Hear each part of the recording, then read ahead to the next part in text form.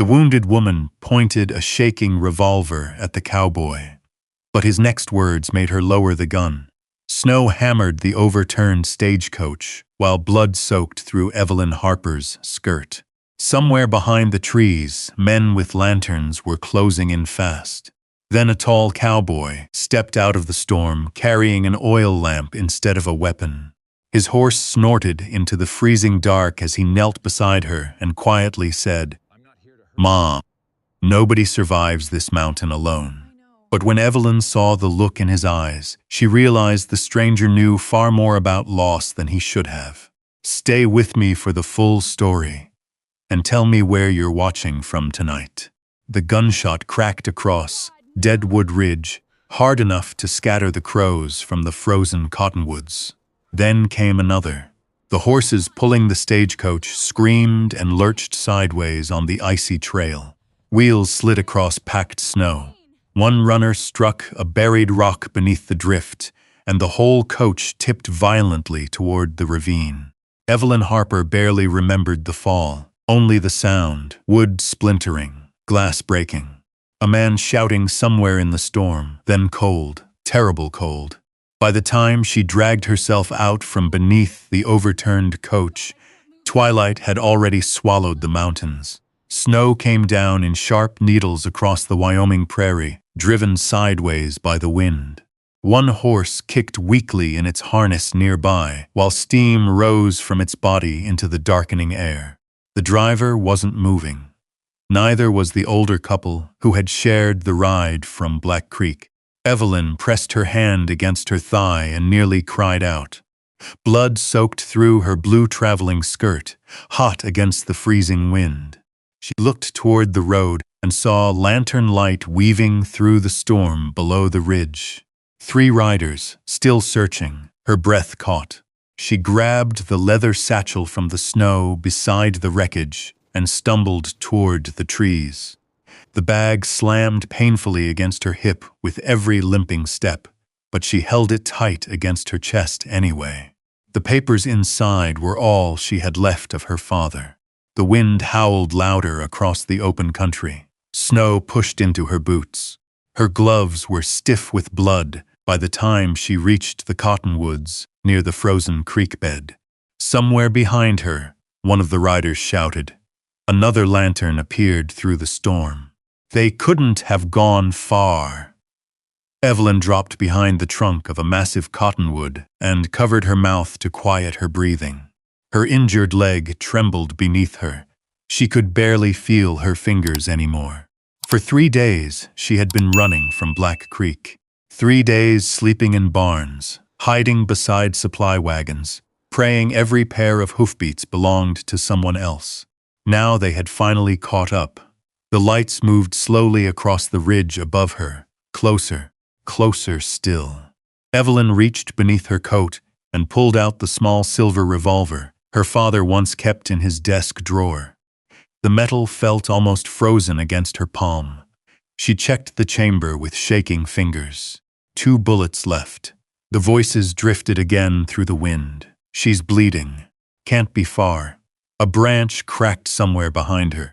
Evelyn spun around so quickly pain shot through her leg like fire. A large black horse emerged from the storm first, snorting clouds into the frozen air. Then came the rider beside it, tall. Broad shoulders beneath a weathered brown coat dusted white with snow. A Winchester rested in the saddle scabbard. One gloved hand held a lantern low against the wind. The man stopped the moment he saw the gun pointed at him. Neither moved. The lantern light flickered across his face, beneath the brim of his hat. Dark beard, tired eyes. A long scar disappearing beneath one cheekbone. Evelyn's finger tightened around the trigger. "Stay back," she whispered. Her voice sounded weaker than she wanted. The stranger glanced once toward the ridge, where the distant lanterns still moved through the storm. Then his eyes lowered toward the blood staining her skirt. "Mom," he said quietly, "you're bleeding bad. That's none of your concern." "No," he agreed calmly. "But freezing to death out here becomes everybody's concern once the coyotes find the body." Something in his voice unsettled her. Not cruelty, not pity either, just certainty. The cowboy slowly removed his gloves and crouched in the snow several feet away so she could see both his hands clearly. He never reached for the rifle, never touched the revolver at his belt. Snow gathered across his shoulders while the wind rattled the bare branches overhead. "Who are you?" Evelyn asked. "Wade Sullivan." The name meant nothing to her. "I'm not going back," she said quickly. "If they sent you from Black Creek, they didn't." Another gust swept through the trees. Evelyn swayed against the trunk as dizziness washed over her again. Wade noticed immediately. His eyes narrowed slightly. "You've lost too much blood." She hated that he could tell. The lantern glow shifted as he leaned forward just enough to study the wound.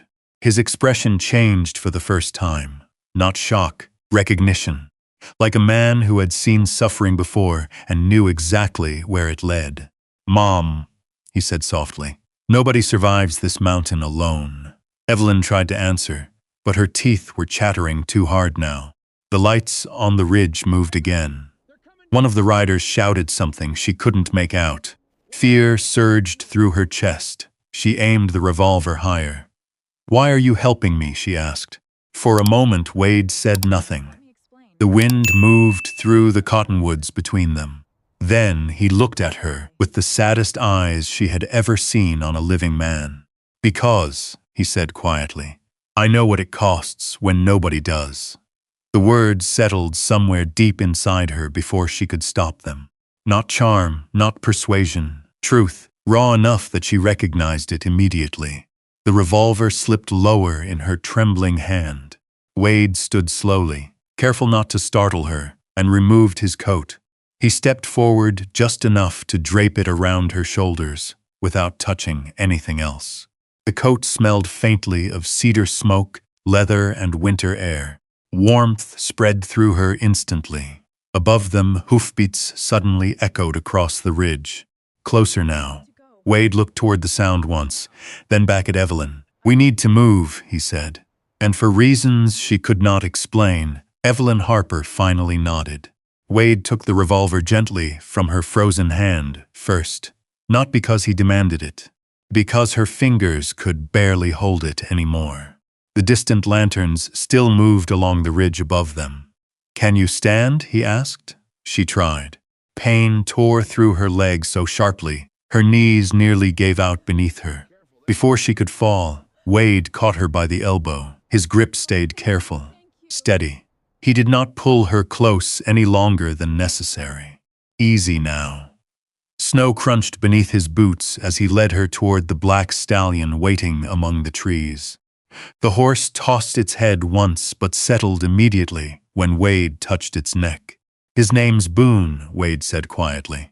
"He bites strangers less if I introduce them first." Despite everything, a weak breath of laughter escaped her. Wade glanced at her then. Just once. Like hearing laughter out there in the storm surprised him. He mounted first, then lifted her carefully into the saddle in front of him. Evelyn stiffened when his arm settled around her waist to steady her. Not from fear exactly.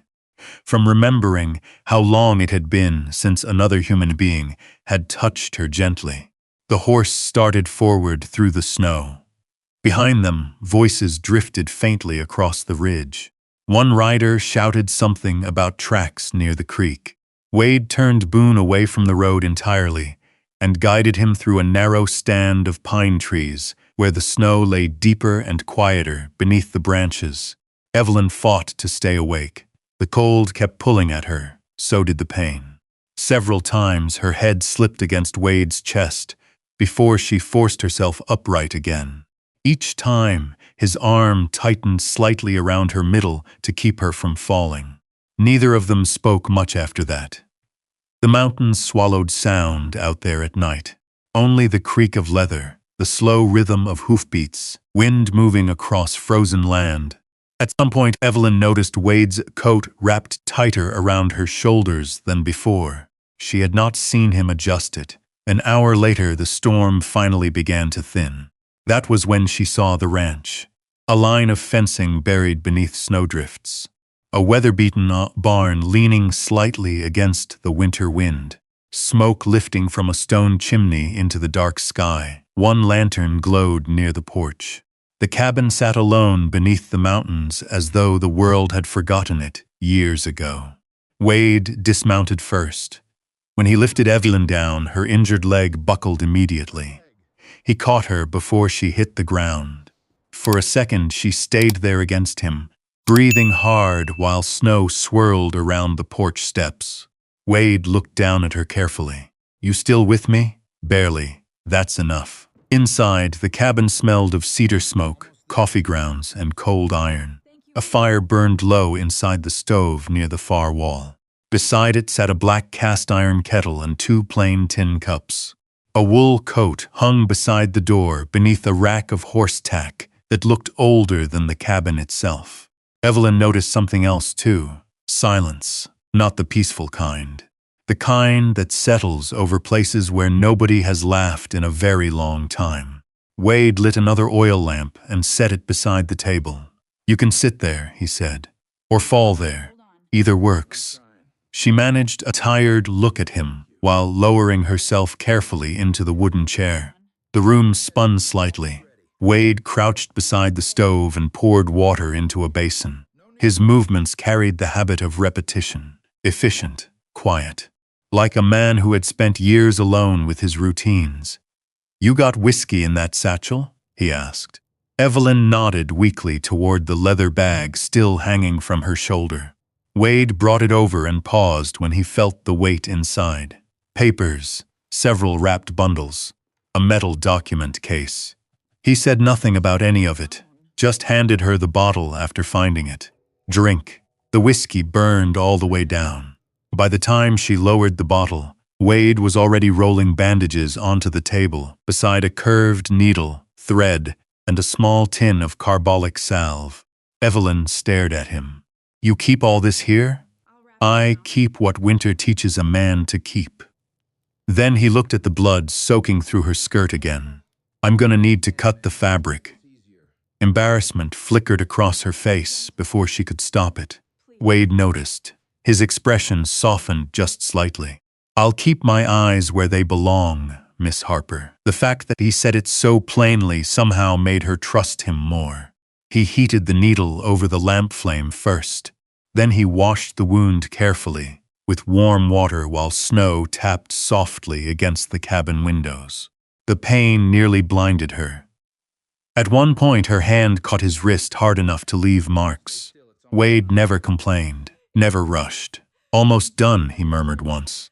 Another time, "Keep breathing." Outside, the wind rattled the loose barn door. Inside, the fire cracked softly beneath the stove lid.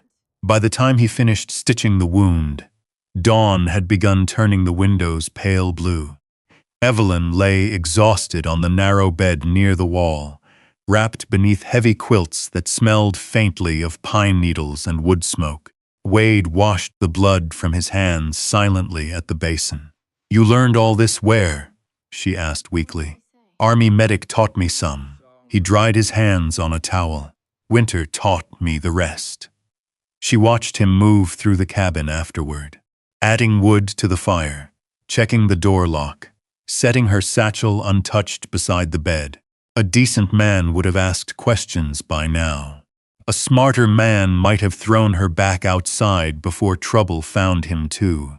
Wade Sullivan did neither. He picked up an old pillow from the rocking chair near the stove and laid it across the floorboards instead. Evelyn frowned faintly. "You're sleeping there?" "I snore. That chair looks terrible." "It is." For the first time, the corner of his mouth moved slightly. Not quite a smile. Close enough to warm the room anyway. Evelyn looked toward the rocking chair then. One spindle had been repaired badly years earlier. Dust rested along the armrests except for one small, clean spot where someone's hand still touched it now and then. A woman's gray shawl remained folded neatly across the back, untouched, waiting. Wade followed her gaze only briefly before turning away toward the dying fire. Something old and heavy passed quietly across his face. Evelyn understood then. This house had not been lonely by accident. Outside, the storm finally drifted east across Cedar Hollow. Inside the cabin, warmth settled slowly into her frozen bones for the first time in days. And before sleep finally carried her under, Evelyn realized something that frightened her almost as much as the men hunting her. For the first time since leaving Black Creek, she no longer felt entirely alone. Evelyn woke sometime after noon to the sound of an axe striking wood outside. Steady rhythm, slow, deliberate. She lay still beneath the quilts for a moment, listening to it echo through the frozen morning. The cabin had warmed during the night. Thin winter light spilled through the windows now, touching the worn floorboards and the iron stove, where coffee simmered softly in a blackened pot. Her leg throbbed the moment she tried to move. A folded note rested beside the bed in rough handwriting. Soup's on the stove. Don't try walking without the cane. Weighed beside the note leaned an old hickory cane with a carved handle polished smooth by years of use. Evelyn stared at it longer than she meant to. Nobody had cared whether she could stand comfortably in a very long time. Outside, the axe struck wood again. She pushed herself upright, slowly, and wrapped the quilt around her shoulders before limping toward the stove. Every step hurt, but less than yesterday. The soup was simple. Potatoes, onion, a little salt pork, still warm. She ate sitting beside the fire while snow drifted quietly beyond the windows. Across the room stood the rocking chair again. Morning light caught the faded gray shawl folded over its back. She found herself wondering about the woman who once sat there, wondering whether Wade still spoke to her in the silence when nobody was around. The front door opened before she could stop herself from thinking it. Cold air swept inside along with Wade Sullivan. Snow dusted his hat and shoulders. He carried an armful of firewood against his chest and paused briefly when he saw her standing. "You should be resting." "You left instructions," Evelyn replied softly. "I followed most of them." His eyes dropped immediately to the fact she stood without the cane. Not judgment, just observation. Wade stacked the wood beside the stove and removed his gloves slowly. His hands were rough with old scars across the knuckles and palms. Working hands, winter hands. "How's the leg?" Still attached. That almost smile touched his face again. Almost. "You always this difficult after nearly bleeding to death?" "I've been told worse." He poured coffee into a tin cup and handed it to her without another word. The cup warmed her fingers instantly. Outside, the wind moved through Cedar Hollow with a long hollow whistle that rattled the barn doors. Wade stepped back toward the window and glanced toward the distant ridge automatically, like a man used to checking whether trouble was riding closer. "Do they know where you came?" he asked quietly. Evelyn tightened her grip around the coffee cup. "I don't know. That usually means yes." She looked down at the dark coffee. Steam curled upward between them. Finally she said, "You should know something before this goes further." Wade waited. "My father owned land east of Black Creek." Her voice stayed careful. "Waterland. Natural spring beneath the property." Wade's expression changed slightly. "In Wyoming territory, water mattered more than gold. After he died," she continued, "a man named Silas Mercer offered to handle the estate papers. The banker, you know him. Everybody within 50 miles knows Silas Mercer." Not admiration in his voice. Something colder. Evelyn swallowed. "He said the land carried debt my father never paid. Said I could either marry him or lose everything. And you believed him?" At first, her eyes drifted toward the satchel near the bed. "Then I found records hidden inside my father's desk. Receipts, survey documents. Proof the debt had already been settled years ago." Wade said nothing, but she noticed his jaw tighten slightly. "He tried taking the papers," Evelyn whispered. "When I refused, men started following me. The cabin fell quiet except for the ticking stove." Wade walked toward the table slowly and rested one hand against the chair back. "How many men?" "3 I saw clearly. Armed, yes. He nodded once like someone fitting pieces together inside his head. Then he crossed toward the wall near the door and reached for his rifle. Evelyn stiffened immediately. Wade noticed. I'm not turning you in. Then what are you doing? Checking the property. Simple as that. No dramatic promises, no speeches about protection, just action. It unsettled her more than grand words might have. By late afternoon, the sky darkened again, with fresh snow moving in from the mountains. Wade returned carrying feed buckets, while Evelyn sat near the stove, mending a torn curtain she found beside the wash basin. He paused in the doorway when he saw it. You don't need to do that. I know. Then why are you? Evelyn threaded the needle carefully. Because staring at walls all day makes a person feel half dead. For a moment, Wade simply stood there watching her. Then he quietly removed his coat and hung it near the door. That evening they ate stew at the small wooden table while snow tapped softly against the windows. No music, no conversation at first, only spoons against bowls and fire popping low inside the stove. Then Wade rose after supper and disappeared briefly into the corner cabinet. When he returned, he carried a small domino box. Evelyn blinked. You play? Badly. Then why keep them? His fingers paused briefly against the worn wooden lid. My wife liked them. There it was again, that shadow crossing his face. Brief but deep enough to feel. Evelyn lowered her eyes. I'm sorry. Wade sat across from her slowly. So am I. Nothing else followed. Still, he opened the domino box. And a little while later, while winter closed around Cedar Hollow and the fire burned low beside them, the lonely cabin held something it had not carried in years. The sound of two people no longer sitting entirely in silence. Morning came gray and brittle over the mountains.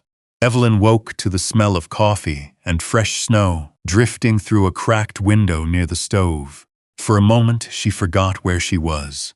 Then she heard Wade outside speaking softly to the horses near the barn. His voice carried low through the cold air, calm, patient, the kind of voice that belonged to someone used to long winters and living things depending on him. She dressed slowly in the spare clothes he had left, folded across the chair beside the bed. A flannel shirt too large through the shoulders, thick wool socks, a dark pair of work trousers rolled at the cuffs. Nothing fancy, still cleaner and warmer than anything she had worn in days. When she finally stepped outside onto the porch, using the cane, the cold hit her cheeks sharp enough to wake every tired part of her body. The ranch stretched quiet beneath the morning snow. Fence posts disappeared beneath white drifts. Smoke rose from the chimney in slow ribbons. Farther out, Boone pawed impatiently near the corral while Wade repaired part of a gate with gloved hands and a mouthful of nails. He looked up the moment he heard the porch creak. You shouldn't be standing out here long. I was beginning to think you'd buried me in the night. That required digging. He hammered another board into place. Grounds frozen solid.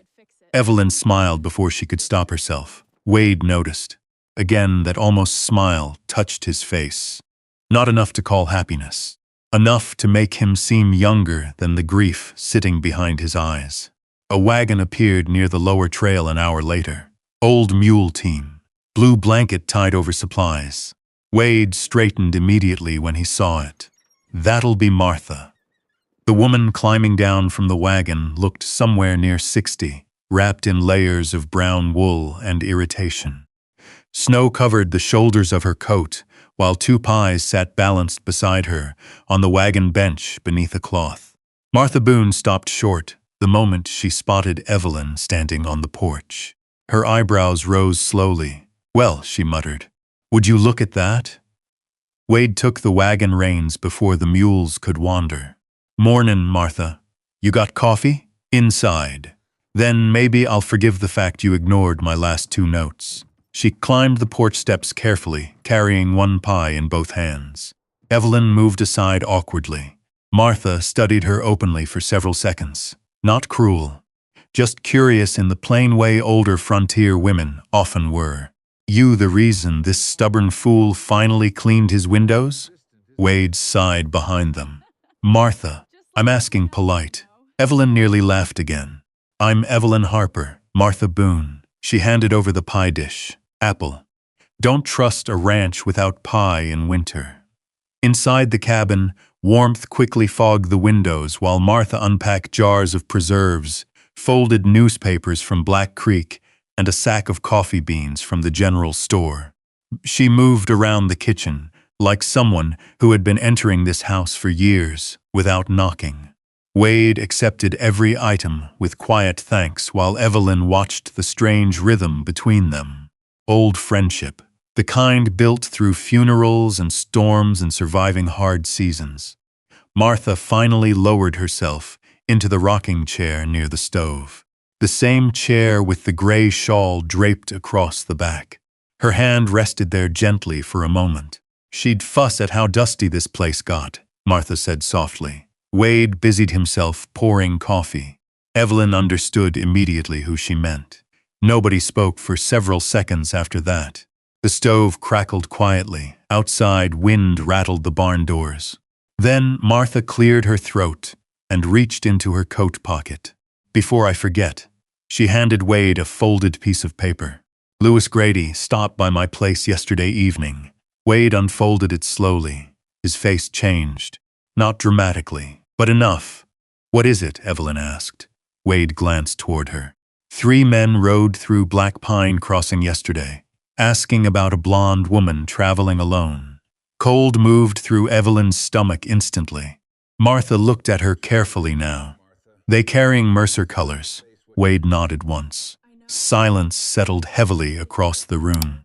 Even Martha's expression hardened slightly at the mention of Silas Mercer. I told Louis to keep his mouth shut, she muttered. Town talks too much already. Wade folded the paper again. How close? Close enough. That evening the wind worsened again.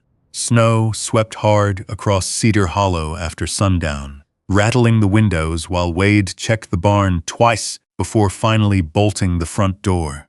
Evelyn sat near the fire mending one of his shirts beneath the lamplight. Neither mentioned the riders again. Still, she noticed Wade's rifle leaning closer to the table than before. Not hidden. Ready. Much later, after the lamps were lowered and the cabin settled into darkness, Evelyn woke suddenly to Boone whinnying outside. Then another sound, hoofbeats, faint, slow. She pushed herself upright in bed, just as Wade crossed silently toward the window, with the rifle already in his hands. The moonlight caught his face briefly. Hard now, listening, waiting. Evelyn's heartbeat hammered painfully in the quiet. Wade opened the door carefully and stepped outside into the snow. Minutes passed, long enough for fear to grow teeth. When he finally returned, snow covered his shoulders again. What is it? Evelyn whispered. Wade shut the door behind him without answering immediately. Then he walked toward the table and laid something there beneath the lantern light. A wooden cross, freshly carved, snow still clinging to the edges. Evelyn stared at it without breathing. They found the ranch, Wade said quietly, and somewhere outside beyond the dark mountains of Cedar Hollow, a horse cried out into the winter night. Evelyn could not stop staring at the wooden cross lying on the table. Fresh pine. Knife marks still clean along the edges. Not a warning from strangers. A message from men who wanted her frightened before they wanted her caught. Wade moved toward the window again and pulled the curtain aside just enough to study the darkness beyond the barn. You recognize it? He asked. She nodded slowly. Mercer's men leave them near fences before they take land. Her voice sounded smaller now. Most folks give in before things get worse. Wade let the curtain fall shut. Well, he said quietly, I've never been especially good at giving in. The fire snapped low between them. Outside, snow kept drifting across the yard, slowly covering the tracks that had led someone all the way to his porch. Evelyn wrapped both hands around the coffee cup beside her, though the drink had already gone cold. You should send me away. Wade looked over at her immediately. No, you don't even know me. I know enough. They'll come back. That's likely. Frustration flickered briefly across her face. You say things like weather reports. Wade removed his gun belt slowly and hung it beside the door. Panic burns energy fast in winter. That isn't what I mean. He paused then, really looked at her.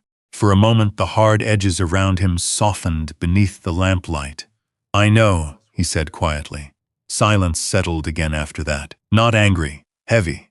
Evelyn rose carefully from the chair and carried the empty cups toward the wash basin near the stove. Her leg hurt less now, though the stitches still pulled beneath the bandage with every step. Before she could reach for the kettle, Wade crossed behind her and took it first. You'll pull the stitches.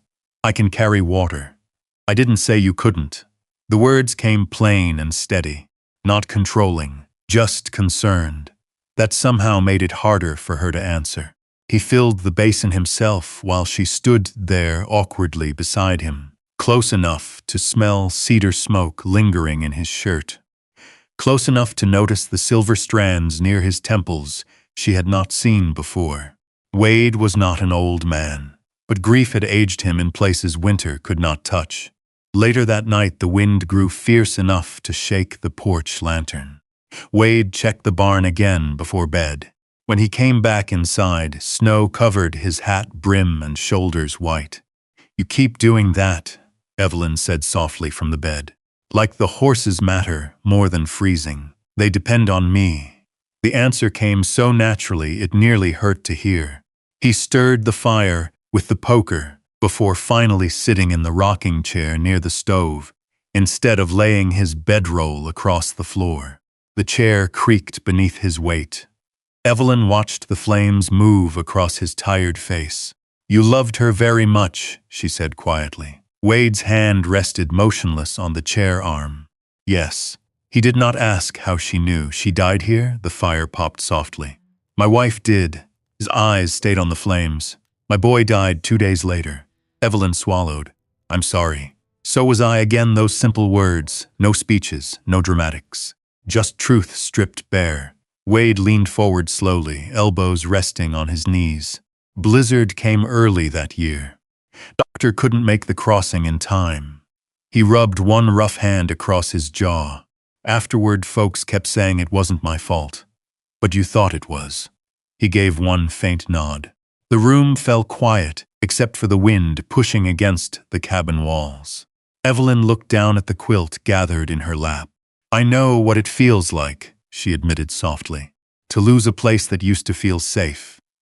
Wade lifted his eyes toward her then, not pity, recognition, the kind shared between wounded people who understood certain things without explanation. Hours later, Evelyn woke suddenly from a dream she could not fully remember. Only fear remained. The room had gone dark except for the orange glow inside the stove. For one panicked second, she thought she was alone. Then she saw Wade through the frosted window near the porch, sitting outside in the snow, hat low, shotgun resting across his knees, watching the dark. Evelyn pushed the blanket aside and limped toward the door before she could think better of it. Cold air swept inside instantly. Wade looked over his shoulder. You shouldn't be out of bed. You shouldn't be sitting in a snowstorm. It's not much of one. Snow already covered part of his coat collar. Evelyn stepped onto the porch carefully, wrapping the blanket tighter around herself. Why won't you sleep inside? Wade looked back toward the darkness beyond the ranch. For a long moment she thought he might not answer. Then his voice came low against the wind. Because every time I let someone close, he swallowed once. I bury them. The words hung there between them, barely louder than the snow falling around the porch. Evelyn looked at him then, really looked, at the exhaustion in his eyes, at the loneliness sitting beside him, like another shadow in the night. And suddenly, she understood something she had missed before. Wade Sullivan had not saved her because he was fearless. He had saved her because he knew exactly what terror felt like after losing everything. Before she realized what she was doing, Evelyn stepped closer and draped the blanket around his shoulders too. Wade looked up at her, surprised. Neither moved for several seconds. The porch lantern swayed softly overhead. Then, somewhere down the lower trail, faint beneath the storm, came the sound of approaching hoofbeats. Both of them heard it. Wade stood immediately. The softness vanished from his face like a light going out. And deep in the darkness below Cedar Hollow, another lantern appeared through the snow. Maybe that's what stays with us after stories like this. Not the gunfire, not the winter storms, not even the fear. Maybe it's the quiet moments instead. A man standing watch on a frozen porch because he can't bear losing another soul. A woman who had every reason to stop trusting people, choosing to stay anyway. If you've ever carried grief so long it started feeling like part of your name. If you've ever wondered whether life still had room for warmth after disappointment, heartbreak, or loneliness, then maybe somewhere inside this story you recognized a piece of yourself. Because sometimes healing doesn't arrive all at once. Sometimes it comes in small things. A lamp left burning in the window, a warm cup of coffee waiting by the stove, a hand reaching for yours when the night gets too heavy to carry alone. Wade and Evelyn didn't save each other with grand speeches. They did it one quiet act of kindness at a time. And maybe that's the closest thing to real love most people ever find. If this story stayed with you tonight, tell me where you're watching from and what moment touched you the most. And if you'd like, stay a while longer here on the channel.